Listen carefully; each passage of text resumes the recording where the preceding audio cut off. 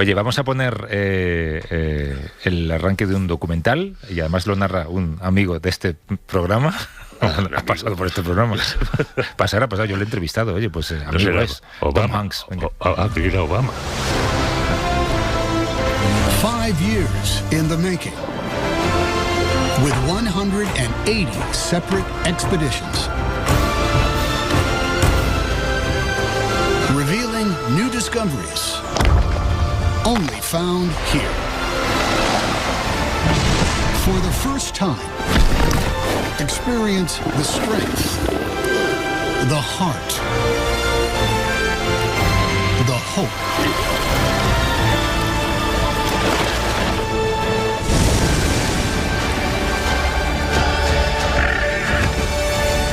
Welcome to the Americas. Joder, que dan ganas de ver el documental. No me digas que no. Yo ya lo he empezado. Sí, y la peli del Washington Post donde hace de Ben Bradley. Es verdad, qué buena peli. Bueno, se ha estrenado, está en España en Movistar Plus este mes, la serie documental The Americas, que es una producción de la BBC y de NBC, la americana, sobre las maravillas naturales del continente americano, desde el Ártico hasta la Patagonia. Está narrada en la versión inglesa por Tom Hanks, con banda sonora de Hans Zimmer. Suena como hemos visto que suena, y luce maravillosamente. Detrás de ella hay también un científico español, que es Óscar Cussó, que es biólogo y ha sido director de rodaje en The Americas. ¿Cómo estás, Óscar? Buenos días. Hola, ¿qué tal? Buenos días. Tienes aspecto de director de rodaje de documentales de naturaleza. Con la gorrita. Has vestido camuflaje. Con la gorrita. He venido camuflaje, en realidad voy con traje todos los días. Ah, sí, ¿no? Ya te has puesto el traje. Sí. ¿Lo peor que te ha pasado durante el rodaje de esta serie, qué ha sido? Lo peor, quedarse sin un generador a 5.400 metros de altitud, no tener baterías y decir, ¿y ahora qué hacemos?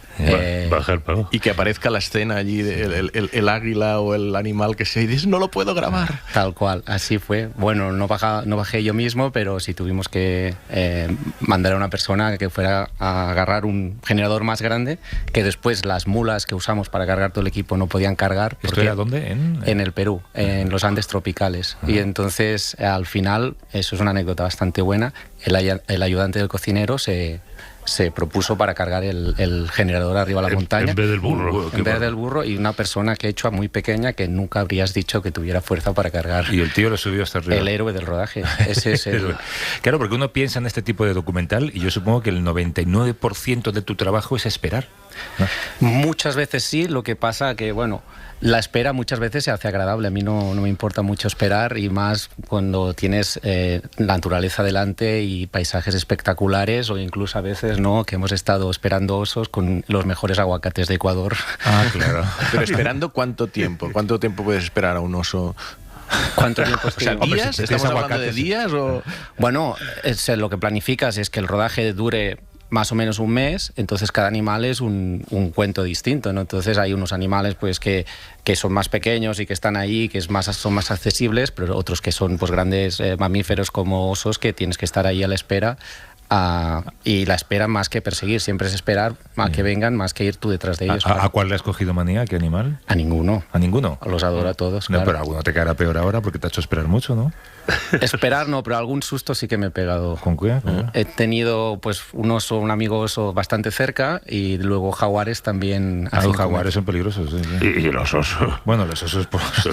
Los osos, si son madres, mejor mantenerse mejor lejos, ¿no? Sí. Oye, junto a ti también, y además te acompañaba siempre, está Sebastián Guzmán, que es director de fotografía de estos documentales en The Americas, es camarógrafo. ¿Qué tal, Sebastián? ¿Cómo estás? Muy bien, muchas gracias. ¿Con cuánto equipo cargas o cuántos tipos de cámara llevas? Bueno, normalmente solemos llevar nuestra cámara principal con una lente muy pesada. Al final llevamos como unos 30-40 kilos en la mochila, y eso se hace bastante difícil a veces de cargar, y nos tenemos que meter muchas veces en sitios que cuesta muchísimo llegar a filmar los animales. Claro, porque parte de vuestro trabajo consiste en un buen camuflaje, supongo, ¿no? Totalmente, sí. ¿Cómo es? Sí, ¿no?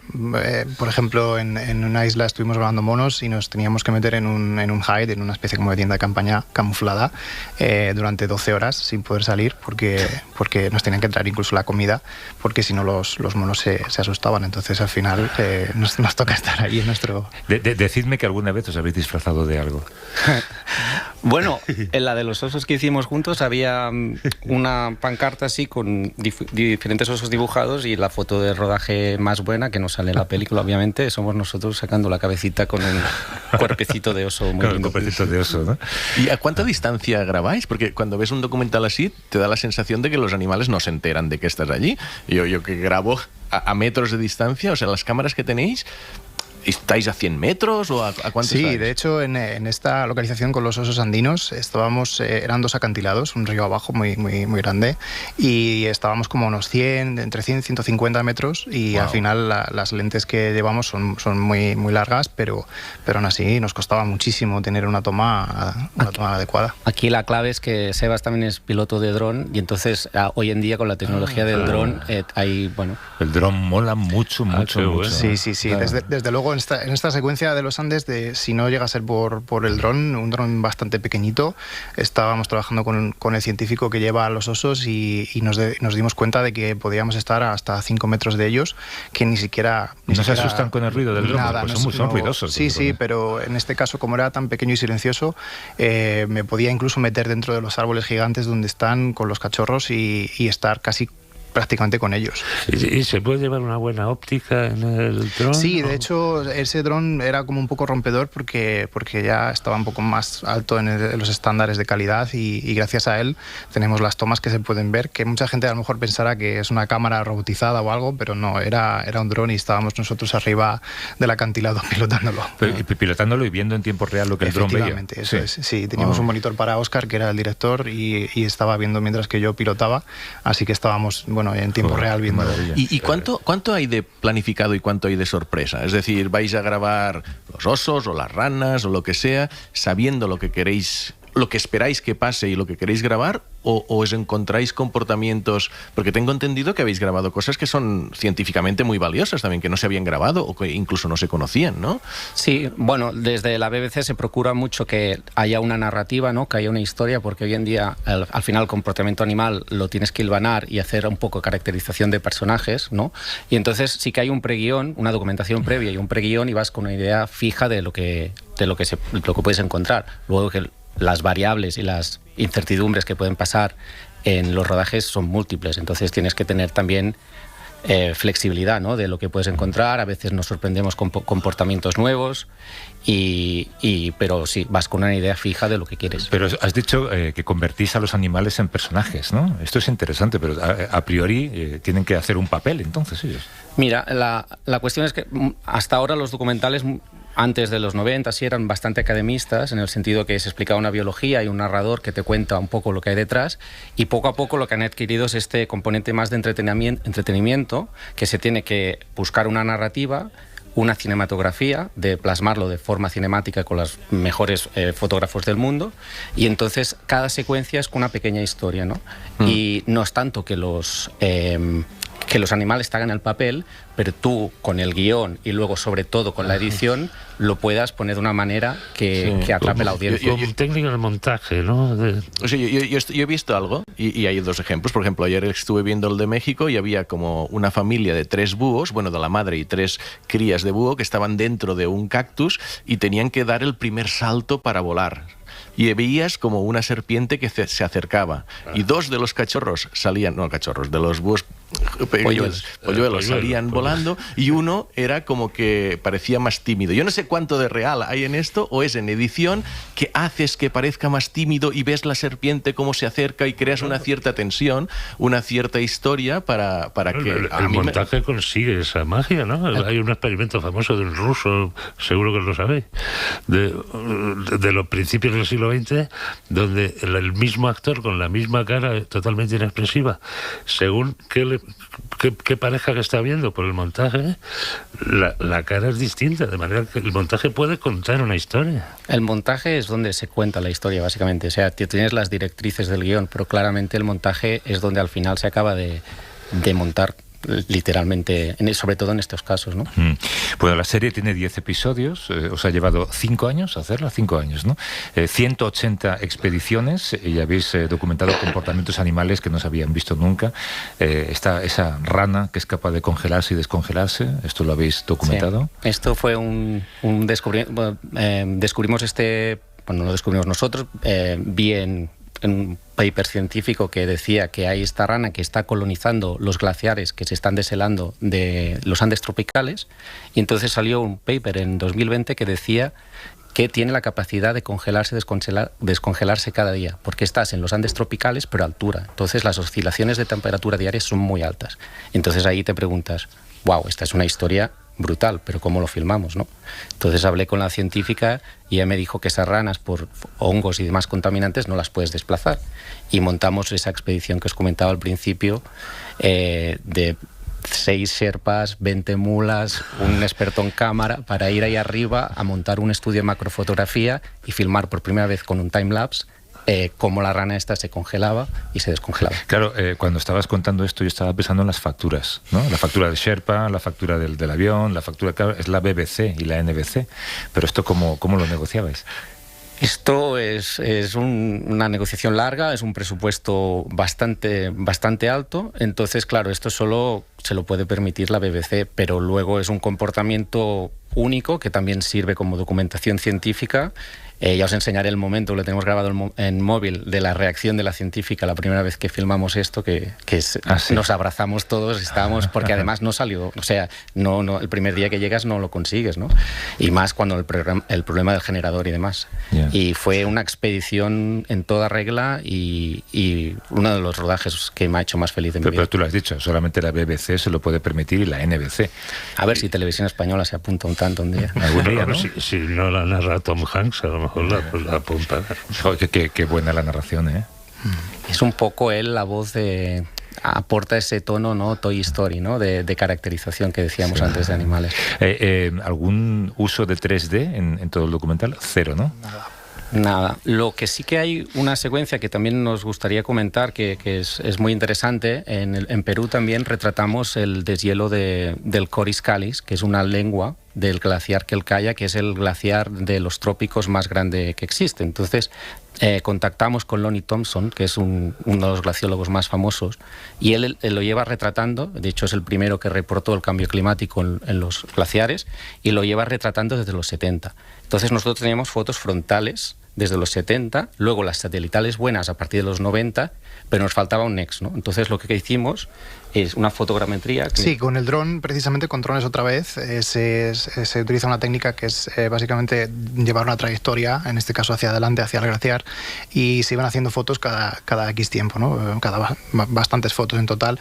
Entonces eso nos permite hacer una especie como de timelapse, de lapso de tiempo, que se une, en este caso, a las fotos satelitales. Entonces al final podemos ver casi en modo vídeo en tiempo real cómo el glaciar va decreciendo, cómo se va perdiendo, ¿no? La masa de hielo. O sea, aquí la importancia de la imagen para un hecho científico tan fuerte y tan en boca de todos hoy en día como el cambio climático. Tú tienes una foto que es plano secuencia, que es un timelapse, o sea, cronológicamente, y luego a escala, porque vas a satelital, muestras la magnitud del efecto del cambio climático. Igual habría que ponérselo a algunos, ¿no? Para que lo vieran y entendieran. Totalmente.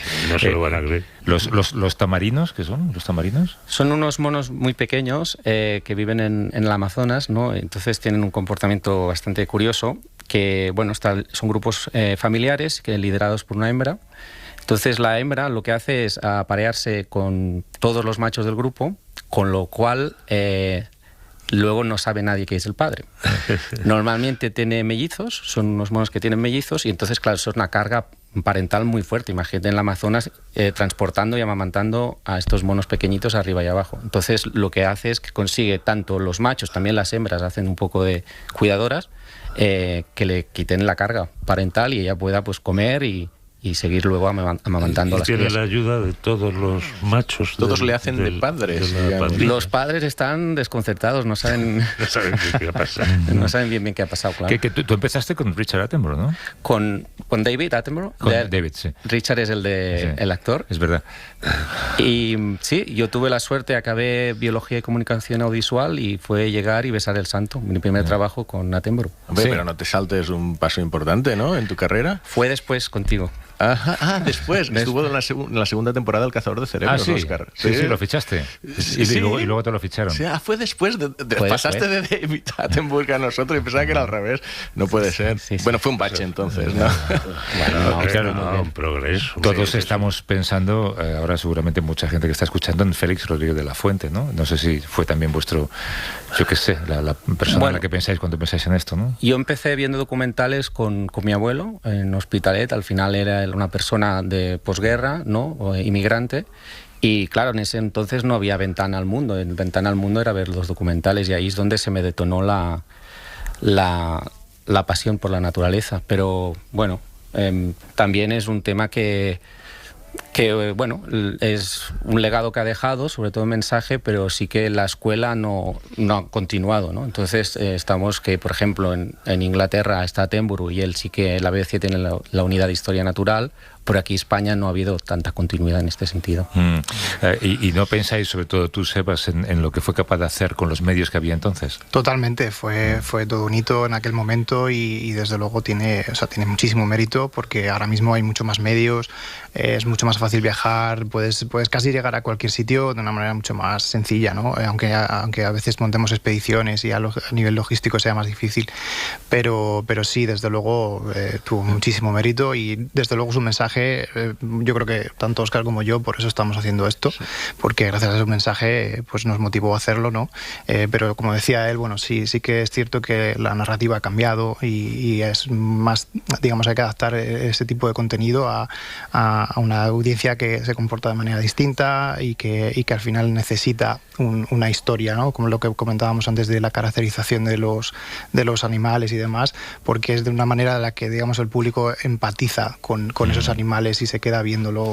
Sí, es curioso esto que dices, porque es verdad que ocurre con el cine igual, ¿no? Exacto. Ahora ves cine de determinada época y te parece que va despacio, porque de repente el cine te ha acostumbrado a otro ritmo, ¿no? Pasa con los documentales también. Exactamente, claro.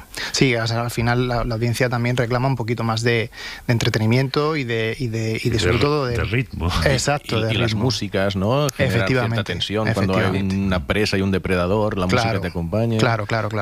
Y el hecho de que no haya tanto, digamos, hecho, digamos, científico, por decirlo así, que sea más una historia con la que te puedas, digamos, identificar, ¿no? Como ser humano, en el sentido de que, bueno, un viaje o drama, al final eso ayuda muchísimo a...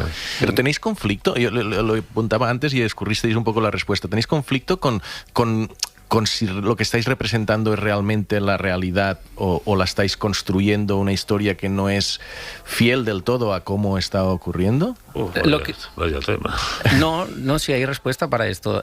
Al final lo que tienes que ser es verosímil. O sea, tú estás describiendo un comportamiento que pasa en la naturaleza. Que luego en la edición ese momento sea el momento en el que el polluelo sale del nido por primera vez o segunda vez, eso ya no es... tan importante, tú estás siendo fidedigno a la realidad biológica del animal. ¿Y no habéis sentido la necesidad imperiosa de convertiros en héroes? Antes decía, yo no he visto la secuencia, pero decía Pera, esta serpiente que se acerca al pobre pajarito. ¿No habéis dicho, corta que voy a salvar al pajarito?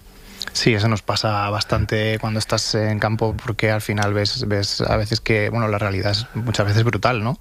Y de hecho, bueno, un compañero mío que estaba filmando osos en Estados Unidos tuvo que salir de su hide y rescatar a un cachorro que se iba a ahogar. Entonces, bueno, tienes ese dilema como de intervengo o no intervengo, ¿no? Es difícil a veces. ¿Qué pasó con los pingüinos de Dinastías? Sí, exactamente. ¿Qué pasó? Sí. ¿Cómo era? Esa es otra serie, ¿no? Que hay la secuencia esta donde quedan atrapados en un hueco, y entonces sí que ellos también intervinieron y cavaron para que pudieran salir los pingüinos, ¿no? Pero sí que es verdad que de la escuela naturalista de televisión en Inglaterra siempre ha sido no intervencionista, pero bueno, hay casos extremos como este de los pobrecillo pingüinos. El cachorrito, claro, sí, yo lo puedo entender también. Hombre, yo recuerdo una escena de estar viendo un documental de naturaleza con Eva, mi hija de 7 años, y intentándole inculcarle todo esto, y había una escena donde había una familia de elefantes que estaban buscando un oasis para beber porque estaban sedientos, y llegan al sitio donde se suponía que había agua y no había. Entonces lo que hacen para ir más rápido es dejar a la cría allí y ir a buscarlo. Total, siguiente escena, yo con mi hija, con dron, imagino, zoom desde arriba, la la cría muerta. Claro, yo creo, y Eva se puso a llorar. Ay, pobre. O sea, es que dices, me cago en el hecho contraproducente. Pero claro que seguro que había alguien allí que llevaba un poco de agua para darle a la cría de elefantes si quisiera.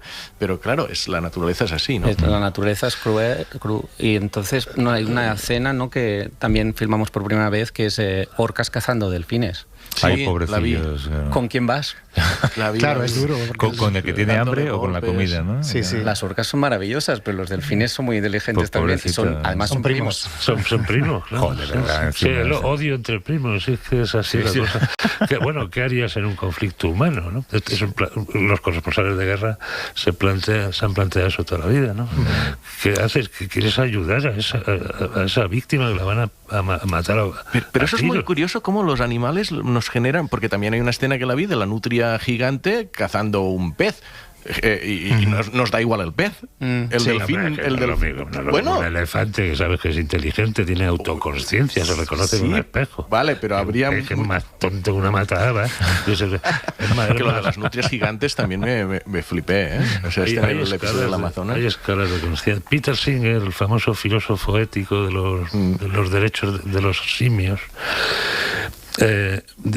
dice con cierta brutalidad para cierto tipo de público que prefiere matar a un embrión humano que a un perro. Ostras. Pero un embrión humano no tiene conciencia. Y un perro sí, tiene una forma de conciencia, un grado de conciencia. Que algún mono os robó el iPhone o algo así. Hubo robos de... Bueno, son muy traviesos, la verdad. No sé si- Los osos nos robaron un trípode. ¿En serio? Sí, dejamos un trípode digamos, para la noche, para pasar la noche y no tener que cargarlo arriba y abajo. ¿Para qué lo quieren? ¿Lo pusieron en Wallapop o Claro, algo? no, les atrae el olor, ¿no? En la mochila seguramente que habría algo de, a lo mejor, de A los emparedados. claro, algo de restos de comida o algo, Claro, y como tienen un olfato tan potente, pues se conoce que por la noche se dio una excursión y decidió jugar con este trípode y tirarlo por el acantilado. Ah, sí. Y entonces tuvimos que, a la mañana siguiente, tuve que sacar el dron y buscar el trípode, y gracias a los expertos de escalada que teníamos pudimos recuperarlo, pero... Lo encontraste con la cámara. Claro, lo encontré con el dron, porque al final lo tiraron por el acantilado y estaba colgado justo de una parte de la vegetación. Será desgraciado el oso ese. Yo debo decir que el capítulo que más me gustó, que lo comentábamos antes, era el de la costa atlántica, donde, porque Amazonas te lo imaginas, Andes te lo imaginas, es un poco más clásico, pero esa donde sale Nueva York, el Central Park, con los mapaches. con un mapache Sí. allí saliendo por la noche a buscar cosas, o el águila en Chesapeake Bay, que había los águilas allí cazando, o caballos salvajes, que era decir, wow, naturaleza dentro de un entorno mucho más cercano al nuestro. Me imagino un documental que es en la casa de campo, que nos sorprendería y que habría, incluso más. bueno, pero habría conejitos A ver, ahí, ¿no? sí, Y pero poco más, ¿no? Claro, no, digo Casa de Campo, una cercanía que ya no son solo estos espacios que parecen muy lejanos. Remotos, exactamente, sí. De hecho, los caballos, por cierto, son españoles. Se dice que, los científicos saben que todos esos caballos naufragaron debido a la época de los colonizadores españoles, y naufragaron, y ellos consiguieron nadar hasta esas islas, a estos bancos, y cavan hoyos, porque saben dónde hay agua, entonces cavan hoyos de agua de manantial para poder beber. En la zona de la costa este de Estados Unidos. Exactamente, sí, donde eso está es. Ocean City, que hay una reserva de caballos. Efectivamente, que viven en la playa, están protegidos. ¿verdad? De hecho, allí estuve yo grabando estos caballos y están totalmente protegidos. De hecho, hay mucho cariño. La gente de allí les tiene muchísimo cariño. Puedes ir a visitarlos. Es un lugar precioso porque es una playa donde convives con los caballos, ¿verdad? Efectivamente, Es sí.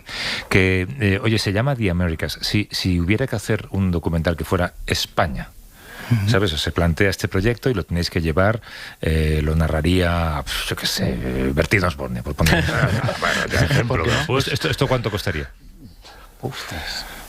No nos vamos a mojar, mucho dinero, pero claro, hacerlo es más una escuela, no es tanto lo que cuesta, sino es la tradición esta, ¿no?, que decíamos de hace tiempo, de tener los mejores profesionales del mundo, gente que cree, y luego una audiencia que, como comentábamos algo, ¿no?, que aquí ha habido un agujero, ha pasado algo de que tuviéramos a un personaje tan importante como Félix Rodríguez Lafuente, y luego los documentales pasen a tener la reputación de hacer la siesta.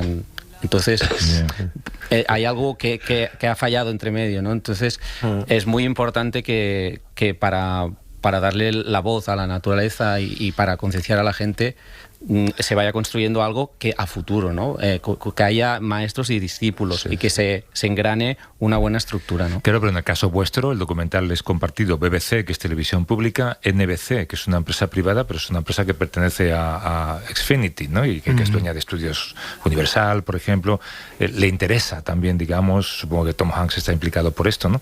Pero ahí hay dinero público, esto es lo más importante. Sí, lo que comparar la BBC con Televisión Española es deprimente.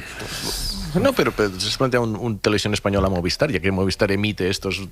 O sea, podría darse el caso, y profesionales sí, falta escuela, pero bueno, estáis vosotros, seguro que hay más. Hay muchos más, sí. Sí. No es cuestión de querer también, ¿no? Sí, sobre todo por parte de los productores, por parte nuestra estaríamos encantados. Ya, pero no te quiero poner en un brete, pero 10 millones, Más. 20 millones más. Para la serie que hemos hecho nosotros. Para una de la serie Merkel. similar, pero en España. 6 capítulos con la naturaleza española de arriba abajo. Ostras, no te lo sabría, te lo diría, pero no, te lo juro que no. ¿El presupuesto de esta es público? ¿Se sabe cuánto es? Esto es, se sabe, No pero estoy seguro si es público. es la serie. Cuidado. Lo que sí sé es que es la serie más cara de naturaleza que se ha hecho nunca. ¿En serio? Sí, Sí. porque hay más episodios que nunca, son 10, es la cadena americana, luego hay personas como Tom Hanks que tienen su... Su caché. Su caché, efectivamente. ¿Pero ese se emite en la NBC, en la serie? Sí, o sí. ¿En la plataforma o Y en abierto? No, primero en abierto, en NBC, los domingos por la tarde, y luego al día siguiente ya la pueden ver en Peacock, que es la plataforma, digamos, Sí, como el la de Movistar NBC. de NBC. Sí, Sí, sí. En España, lo de Peacock, creo que se ve en Sky, si no recuerdo sí, mal. efectivamente. ¿Se va a Sí. ver? Creo que tienen acuerdo con ellos, sí, pero primero yo creo que tiene el estreno Movistar, que compraron los derechos. Me gustaría saber cuánta gente lo ha visto, o sea, qué tal ha funcionado, no sé si lo sabéis. En Estados Unidos se ve que el estreno es la serie más vista en los últimos 6 años. ¿En serio? Sí, y Serie de naturaleza. No, Sí, no, serie de todo. De Ah, NBC. serie de cualquier 15 tipo. millones de espectadores en la primera emisión. Luego la continuidad, los siguientes ya no tengo los datos. Qué Pero los bueno. primeros Pues. Oscar Cusó, que es biólogo, ha sido director de rodaje en The Americas, en esta serie, y Sebastián Guzmán, acompañaba también a Oscar, director de fotografía y camarógrafo y piloto de dron. Oye, os agradezco mucho contar. Y cargador de generadores. Sí, sí. Y negociador con primates y tantas otras cosas que ha tenido que hacer. Bueno, pues tenéis una página en LinkedIn, supongo, ¿no? Pues si Sí. alguna televisión pública en España quiere... E Instagram. Instagram se usa mucho ya hoy en día, al final. Exacto.